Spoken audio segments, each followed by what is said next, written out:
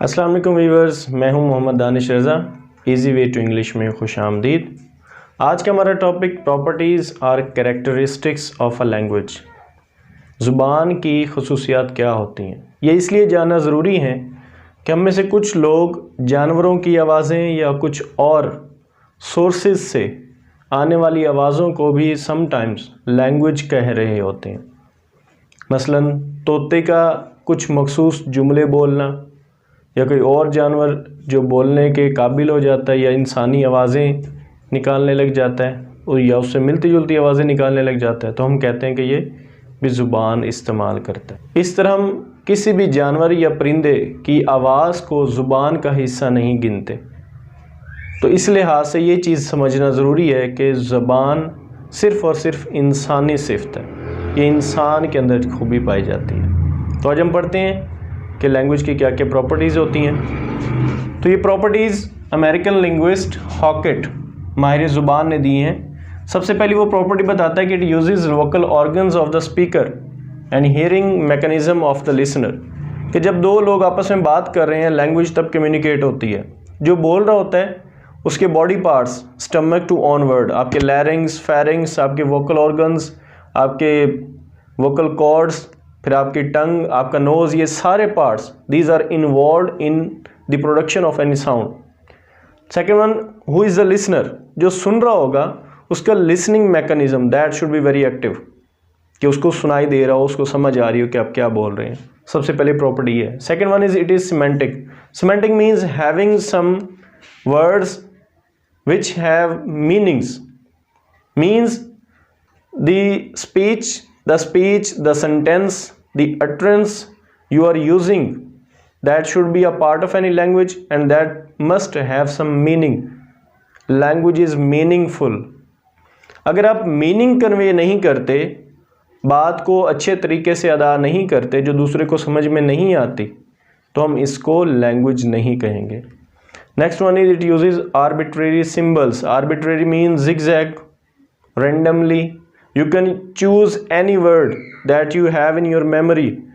जो आपके जहन में अल्फाज हैं, जो अल्फाज का ज़ख़ीरा है, आप उनमें से कहीं भी कोई भी अल्फाज किसी भी जुमले में उसको सेट करके आप एक पूरी स्पीच कर सकते हैं, एक बात कर सकते हैं। कि लैंग्वेज आपको मुख्तलिफ अल्फाज according to your own will, your own wish, आपको चूज़ करने का ऑप्शन देती है। It is culturally transmitted. आप जिस इलाके में रह रहे होते हैं वहाँ के कुछ रिवायात होती हैं, कुछ रस्में होती हैं, कुछ रिवाज होते हैं, इसको हम कल्चर कहते हैं, सकाफ़त। कि जिस इलाके में आप रह रहे हों वहाँ की आने वाली नस्लें वो ज़ुबान सीखती हैं क्योंकि वो उस इलाके में बोली जाती है। तो लैंग्वेज कल्चरली ट्रांसमिट होती है एक नस्ल से दूसरी नस्ल में। Next one is it is spontaneous. Spontaneous means at once.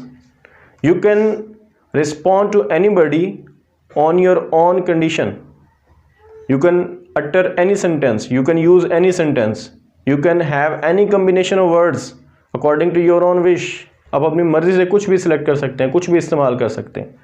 तो ये स्पॉन्टेनियस है कि आप अचानक कुछ भी इस्तेमाल कर लें और आपको किसी का प्रेशर नहीं है। You have no external pressure कि आपको कोई लिमिटेड कर देगा कि ये जुमला बोलो, ये ना बोलो, ये अल्फाज का ज़ख़ीरा इस्तेमाल करो, ये ना करो। Next one it usually involves to persons. जैसे पहले बात हुई स्पीकर एंड लिसनर, तो कॉमनली जब बात हो रही होती है तो कम से कम दो लोग ज़रूर उसमें हमें नज़र आते हैं।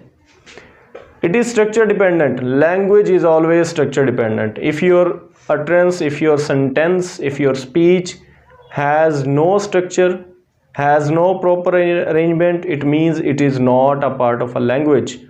तो आपका जुमला, आपकी बात, आपकी गुफ्तगू, उसके लाजमी एक मुनासिब तरतीब होनी चाहिए अल्फाज की जिसके मुताबिक उसको जुमला माना जाएगा, अदरवाइज उसको लैंग्वेज रिजेक्ट कर देगी। Next one is open, that you can response to any situation, any condition.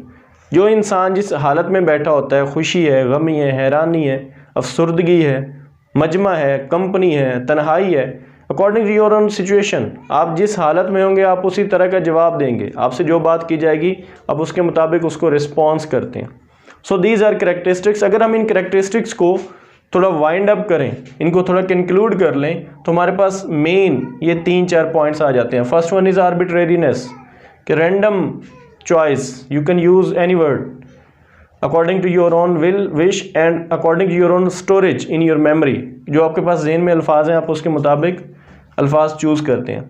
Next one is flexibility, कि लैंग्वेज में सख्ती नहीं है कि आपने ऐसा करना है ऐसा नहीं करना. आपको अल्लाह ताला ने ज़ुबान दी है, आपने जिस इलाके में रहते हैं वहाँ की ज़ुबान आप इस्तेमाल करते हैं, कोई ज़ुबान आपने सीख ली है, आप उस ज़ुबान में totally you have liberty, you have freedom to choose any utterance, to choose any words. आप अपनी मर्ज़ी से जो चाहें जैसे चाहें बोल सकते हैं. Next one is freedom from stimulus control, external pressure you can say. तो किसी भी किस्म का आपके ऊपर कोई प्रेशर नहीं होता कि आपने ये चंद जुमले बोलने हैं, चंद बातें बोलनी हैं, इनके अलावा कुछ नहीं बोलना. ये भी आपके ऊपर लागू नहीं होता. तो ये लैंग्वेज में नहीं आता कि आप बाउंड हो जाएं. स्ट्रक्चर डिपेंडेंट के it must have a proper arrangement, it must have a sequence of words. जब हम जुमले पढ़ते हैं तो हम कहते हैं जी पहले फाइल, फिर वर्ब, फिर ऑब्जेक्ट. तो एक तरतीब है. अगर आप उनको आगे पीछे कर देंगे बगैर किसी रूल, बगैर किसी सीक्वेंस के, तो वो अपना मायने खो देगा. और जब मायने खो देता है कोई जुमला तो वो लैंग्वेज का पार्ट नहीं रहता. तो ये है आज की properties, characteristics of a language. उम्मीद है आपको आज की ये वीडियो पसंद आएगी. हमारे चैनल को लाइक, शेयर और सब्सक्राइब करना मत भूलिएगा. बहुत बहुत शुक्रिया.